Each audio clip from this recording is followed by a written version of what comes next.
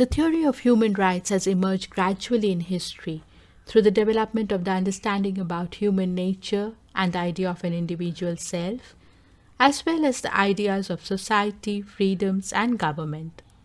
In this screen and the next two, we will discuss the germane ideas that encapsulate the notion of human rights. Let's start with the question that what is it that distinguishes humans from others in the animal species? You all will agree that it is the capacity to reason that makes human beings superior to all other animals. Philosophers have described this characteristic as human nature. They suggested that humans were born free and had the unique characteristic of being able to think and reason for the good of themselves and the society that they were part of. And in order to enable them to exercise this freedom to make rational choices, nature had bestowed on them some inalienable rights. These rights were also known as natural rights, derived from the laws of nature or natural law. Respect for human nature or human dignity was the moral value that was the source of natural rights. Next, let's reflect on the question that if natural law recognized that all humans were born free, did it mean that human beings could exercise their freedoms without any control? Not really. It was recognized that in reality, humans did not always act in the interest of good of society.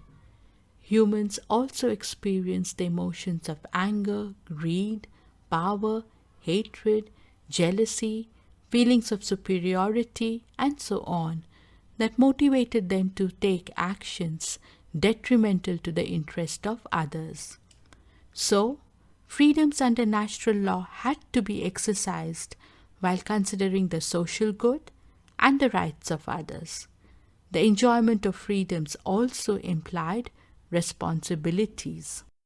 Thus, the understanding of human nature, freedoms, and rights led to the development of ethical norms that classified some behavior as acceptable and others as unacceptable.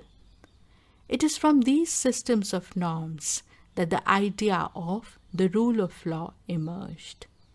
Thus, the rule of law refers to a system where all persons in society are bound by the same set of norms, and no one can take any action in violation of these norms. The purpose of the rule of law was to ensure protection of the rights and freedoms of all persons judiciously and equitably. Systems based on the rule of law help people empower themselves and move towards popular sovereignty or establish a system of democracy where people exercise their choice and elected others to take decisions for the collective good on their behalf. In this sense, democracy was conceived as a system of governing society in a way that promoted the collective good.